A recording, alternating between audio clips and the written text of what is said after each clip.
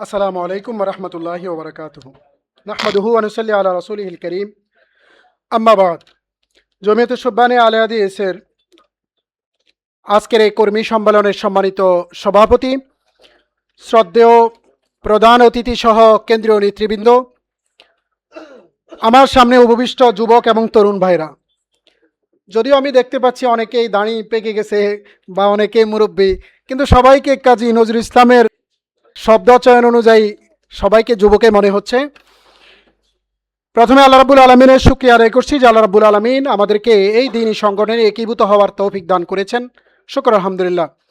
প্রিয় নবীজির শানে দুরুদ এবং সালাম, যে প্রিয় নবীজির দেখানো পথ পদ্ধতি এবং আদর্শ যেভাবে তিনি কোরআনিক লিটারেচারকে উপস্থাপন করে গেছেন, কিয়ামত পর্যন্ত আগত প্রজন্মের জন্য নতুনভাবে ধর্মের কোনো ব্যাখ্যা দেওয়ার প্রয়োজন নেই। সেই প্রিয় নবীজির শানে দুরুদ এবং সালাম পেশ করে আমি আমার নির্ধারিত বিষয়ে কয়েকটি কথা বলেই সংক্ষিপ্ত বক্তব্য এখানেই শেষ করব। বিষয় হলো আত্মগঠন নেতৃত্বের পূর্বশর্ত। আমার আগে খুবই চমৎকারভাবে উদ্দীপনামূলক বক্তব্য রেখেছেন কেন্দ্রীয় সহসভাপতি। তো একটা সংগঠনের বিভিন্ন স্ট্রাকচার এবং বিভিন্ন ধরনের সেগমেন্টে এটাকে ডিজাইন করা হয়। একদম তৃণমূল থেকে শুরু করে কেন্দ্র পর্যন্ত প্রত্যেকটা স্তরেই এখানে একটা সংগঠন প্রতিষ্ঠিত হয়।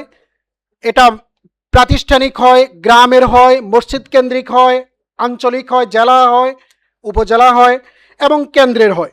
তো যেখানেই দিনী ভাইরা একত্রিত হন এবং একটা সংগঠন প্রতিষ্ঠা করেন, সেখানে একটা নেতৃত্বের প্রয়োজন আসে, সেখানে কিছু কর্মী বাহিনী তৈরি হয়। এই কর্মী বাহিনীর ভিতর দিয়েই, কর্মী বাহিনীর কর্মতৎপরতার ভিতর দিয়ে সংগঠন বিকশিত হয় এবং মানুষ দিন সম্পর্কে, সঠিক ইসলাম সম্পর্কে মানুষের জানার সুযোগ তৈরি হয়। তো নেতৃত্ব এমন একটি গুণ যার মাধ্যমে একজন ব্যক্তি অন্যদের সৎ, সুন্দর এবং কল্যাণকর পথে পরিচালিত করতে সক্ষম হয়। প্রকৃত নেতৃত্ব কখনোই বাহ্যিক ক্ষমতা, পদ, পদবি, জনপ্রিয়তার মাধ্যমে প্রতিষ্ঠিত হয় না।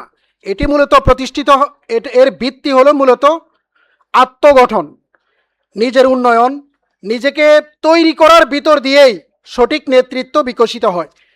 যেই ব্যক্তি নিজেকে গড়ে তুলতে পারেনি, নিজের চরিত্র, নৈতিকতা, আত্মনিয়ন্ত্রণ প্রতিষ্ঠা করতে পারেনি, সেই কখনো কার্যকর নেতৃত্ব দিতে পারে না। তাই আত্মগঠন নেতৃত্বের প্রথম এবং প্রধান পূর্বশর্ত বলা যায়। আত্মগঠনের ধারণা। আত্মগঠন বলতে আমরা ব্যক্তির চারিত্রিক, নৈতিক, মানসিক, বুদ্ধিভিত্তিক, আধ্যাত্মিক ও সামাজিক উন্নয়নের ধারাবাহিক যে প্রচেষ্টা, সেটাকেই বুঝে থাকি। আত্মগঠনের মাধ্যমে একজন মানুষ নিজের দুর্বলতা দূর করে সততা, শৃঙ্খলা, দায়িত্ববোধ, ধৈর্য, আত্মসংযম ও মানবিক গুণাবলী অর্জন করে। এবং যদি নেতৃত্ব সঠিক উপায়ে, সঠিকভাবে লিড না করে, তাহলে অনেক সময় কোরআনে সূরা সফের ওই আয়াত আমাদের সামনে বেশি উঠে যে ইয়া আইয়ুহাল্লাযীনা আমানু লিমা তাকুলুনা মা লা তাফআলুন কাবুরা মাকতান ইনদাল্লাহি আন তাকুলু মা লা তাফআলুন। যে এমন কথা কেন বলো যা তুমি করো না, আর এটা কতই নিন্দনীয় যে তুমি বলবে অথচ তুমি করবে না। এজন্য নেতৃত্বের জন্য নিজেকে প্রস্তুত করতে হয়, তৈরি করতে হয়, স্কুলিং করতে হয়, একদম নিরলসভাবে একটা প্রচেষ্টা চালাতে হয়। এটা মহাগ্রন্থ আল কোরআনের দিকে যদি আমরা তাকাই, সেখানে সুস্পষ্টভাবে সিগে আমর ব্যবহার করেই আল্লাহ নির্দেশনা দিয়েছেন।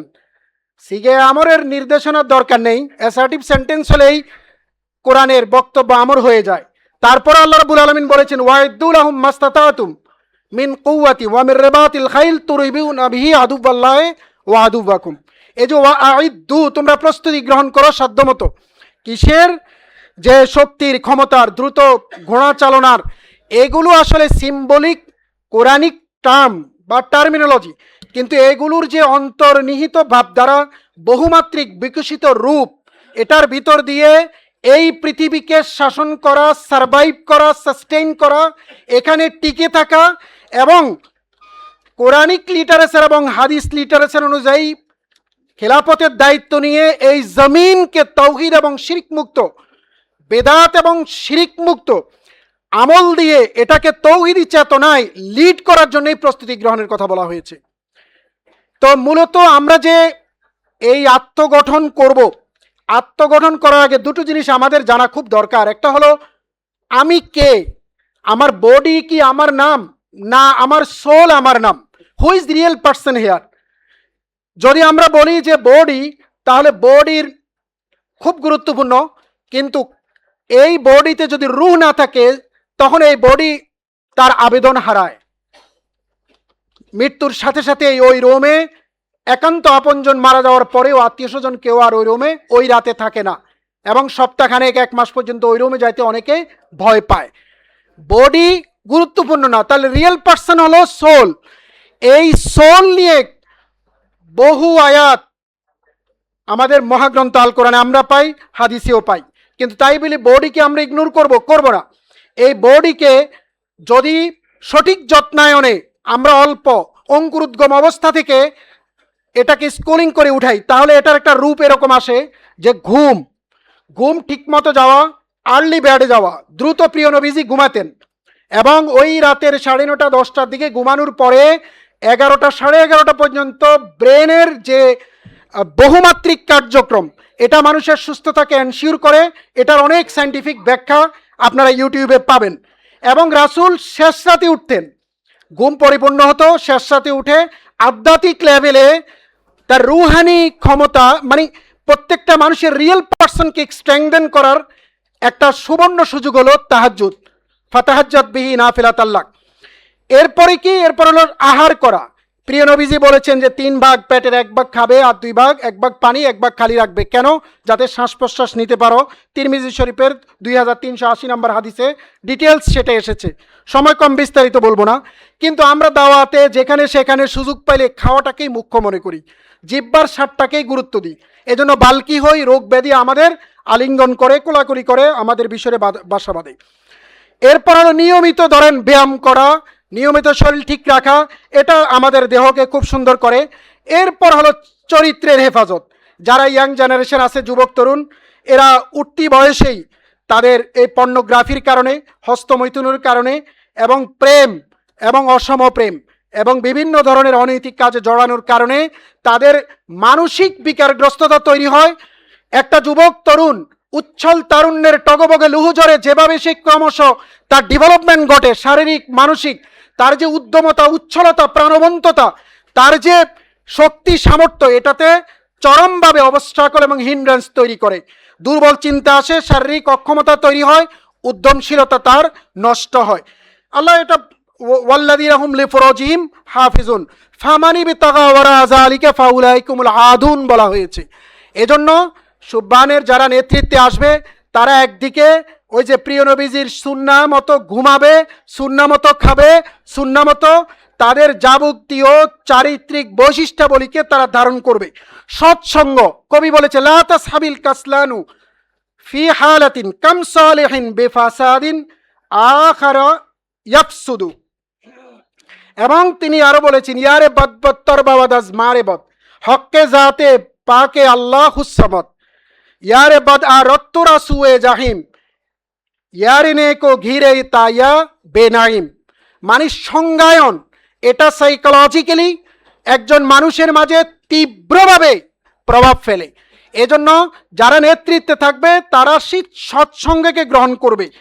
ক্যারিয়ার প্ল্যানিং চমৎকারভাবে, সে আজ থেকে 5 বছর 10 বছর 20 বছর পরে সে নিজেকে কিভাবে দেখতে চায়, কোন অবস্থানে দেখতে চায়, তার ক্যারিয়ার সম্পর্কে সে সুষ্ঠু সুন্দর বাস্তবভিত্তিক তার অবস্থান, পারিবারিক বলয়, সক্ষমতা সব কিছুকে সামনে রেখে সে পরিকল্পনা করবে, এবং এই পরিকল্পনাকে বাস্তবায়নের জন্য সে আপোষহীন থাকবে, কোনো কম্প্রোমাইজ করবে না।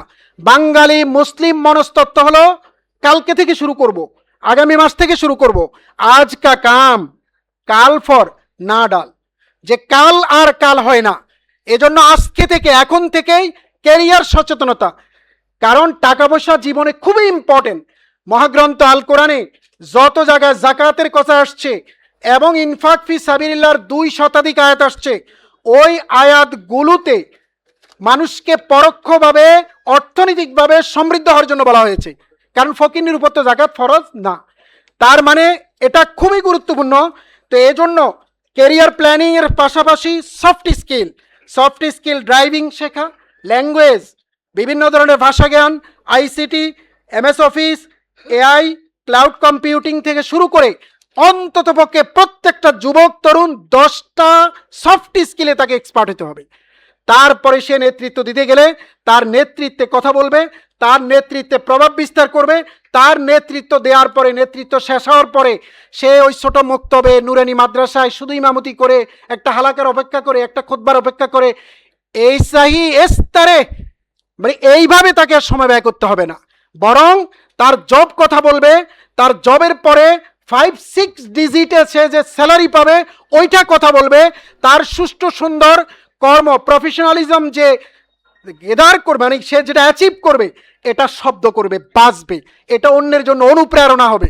আর যদি আমরা নিজেদেরকে তৈরি না করতে পারি এবং সঠিক পরিকল্পনা বাস্তবায়নের জন্য আপোষহীন না থাকতে পারি, তাহলে কোনোভাবেই এই সংগঠন কোনোভাবেই সামগ্রিক অর্থে এটা বিকশিত হওয়ার ক্ষেত্রে অবস্ট্রাগল তৈরি করবে। আজকে এই দেশ, এই রাষ্ট্র উপযুক্ত হয়ে আছে দাওয়াতি কাজের জন্য, যেখানে সেনা প্রধান পর্যন্ত বেদাত চিনেন, জানেন, যেখানে বাংলাদেশের লিটারেট পার্সনদের উল্লেখযোগ্য অংশ যারা প্র্যাকটিসিং মুসলিম হচ্ছে এখন, তারা রিয়েলি ইসলাম, সত্যিকারের ইসলাম পারফর্ম করতে যাচ্ছে, সেখানে আমরা এখনো এক ঝাঁক যুবককে লেখক বানানোর জন্য কোনো পরিকল্পনা করতে পারি নাই। এক ঝাঁক যুবক তরুণদেরকে তাদেরকে এনটিআরসির মাধ্যমে পরীক্ষায় চাকরির উপযোগী করে ট্রেনিং দিয়ে তৈরি করতে পারি নাই।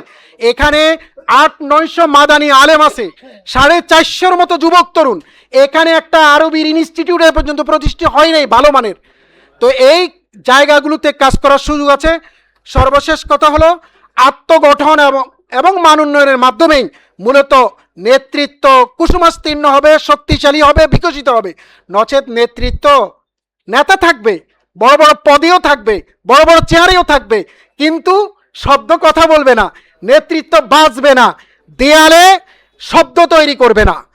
তো এই জন্য আমি মনে করি যুবক আর তরুণ আপনারা যারা আছেন, এটাই শ্রেষ্ঠ সময়, এটাই যুবক তরুণদের সময়। এই যুবক তরুণ এবং মাদ্রাসা ছেলেরাই আগামী দিনের রাজনীতির পট পরিবর্তন গতিপথ তৈরি করবে। এই যুবক তরুণরাই ভুল ব্যাখ্যা, পূর্বপুরুষ, কাবজাব এগুলি বলে মানুষ এখন আর আসে না, মানুষ অথেন্টিক জ্ঞান নেওয়ার এখন সময়। এজন্য আমি মনে করি প্রুফবানের প্রতিটা কর্মী এবং প্রতিটা নেতা যে লেভেলে আছে, কোয়ালিটি এনশিওর করতে হবে এবং পরিশ্রম করতে হবে, রাতকে দিন করে ফেলতে হবে পড়তে পড়তে। আল্লাহ সবার কল্যাণ করুক। আসসালামু আলাইকুম।